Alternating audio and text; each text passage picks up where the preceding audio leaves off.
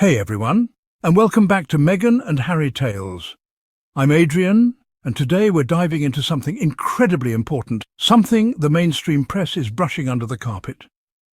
While King Charles and his family waved from the balcony during the Trooping the Colour ceremony, thousands of Britons weren't celebrating, they were protesting, and they had a message, "Not my king." Now, if you've been following our channel, you already know why this matters, because the same institution that's out parading in unearned medals and regalia is the one that pushed out Meghan and Harry, two people who actually served, who actually cared, and who continue to face unfair scrutiny for daring to walk away.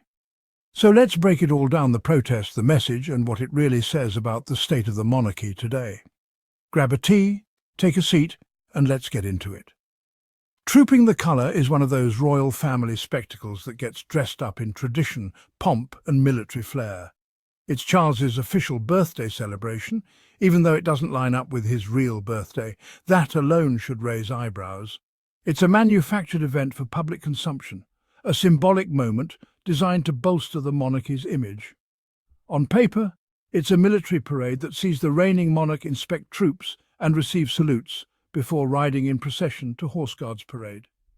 Then comes the balcony wave at Buckingham Palace, complete with the royal family and an RAF flypast. Sounds impressive, right? But here's the thing: this year it looked different. Not just because Charles's health is in question, not because the firm is shrinking, but because people were finally pushing back, loudly, visibly, and unapologetically. Enter Republic, the UK's leading anti-monarchy group. They were up before dawn on the day of the parade, assembling peacefully along the Mall as early as 6 a.m. Their mission? To expose the hypocrisy, the excess, and the absurdity of the monarchy's reliance on military imagery and hollow symbolism. At 9:30 a.m, Republic's X account posted a photo of their growing crowd with the caption, "Our Trooping the Colour protest is growing next up. Charles's arrival, #not my king, abolish the monarchy." And just like that, the tone of the day shifted. No longer was this just a national celebration, it was a site of public dissent. Let's be honest, it's rare for people to gather in protest during such a high-profile royal event. That tells you something is shifting in the national mood. The crowd wasn't just young idealists. It included veterans, working-class citizens, even former royalists who now questioned the role of the monarchy. Republic didn't mince words in their press release.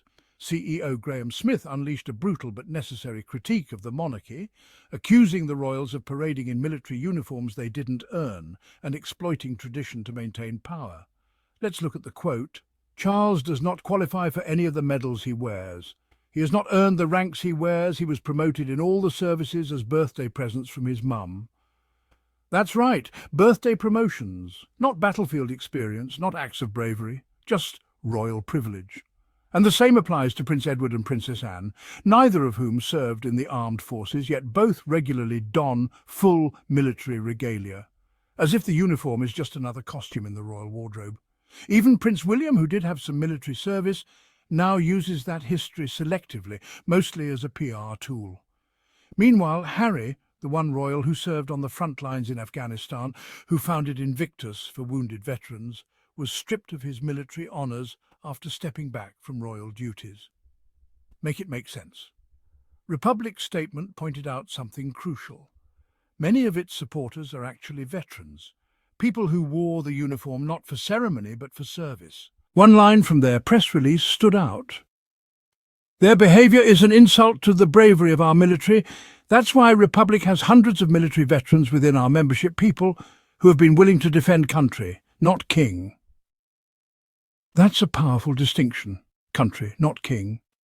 Contrast that with the image of Charles in ornate regalia, saluting from his carriage, flanked by royals dressed in ceremonial uniforms while real service members march by. The optics are jarring. It's monarchy cosplay, an outdated theatre in a modern world where respect must be earned, not inherited. This brings us to Meghan and Harry, the living, breathing contrast to the performative pageantry we saw during Trooping the Colour.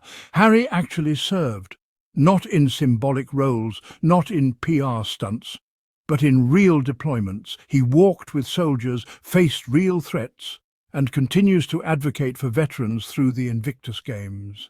Yet he was stripped of his honorary military titles. Why? Because he married a woman the palace couldn't control and chose a life based on values, not hierarchy. Meghan, for her part, has always shown up for military families. From her charity work to her public statements, she's expressed authentic empathy and action, not empty gestures or borrowed valour. And now, while the monarchy is being protested on the streets of London, Harry and Meghan are quietly doing the work without uniforms, without fanfare, without balcony waves. If you watched Sky News or BBC, you'd think everything went perfectly. No mention of protests, no interviews with Republic, just glossy coverage of waving royals, synchronised soldiers and fly-pasts. The media's complicity here is part of the problem. It's why Meghan and Harry Tales exists. It's why we speak out. There is a real story unfolding beneath the pomp, and it's one of growing disillusionment. Support for the monarchy is falling. Younger generations are questioning the institution's relevance. The media, instead of investigating, chooses to distract, but the people see through it. And they're no longer staying quiet. Let's take a step back. Across history, grand institutions that ignored the will of the people eventually collapsed under their own weight. France, Russia, even parts of Europe that still have monarchs have relegated them to ceremonial obscurity. The British monarchy is increasingly out of sync with the nation it claims to represent.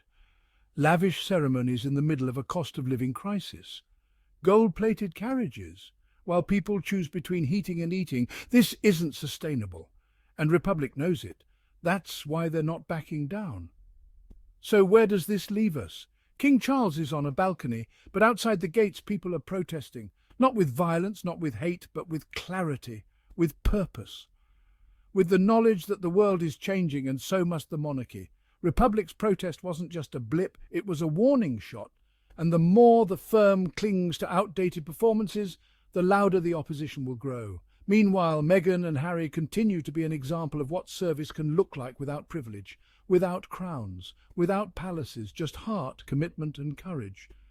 And that's something no fly-past or golden carriage can fake.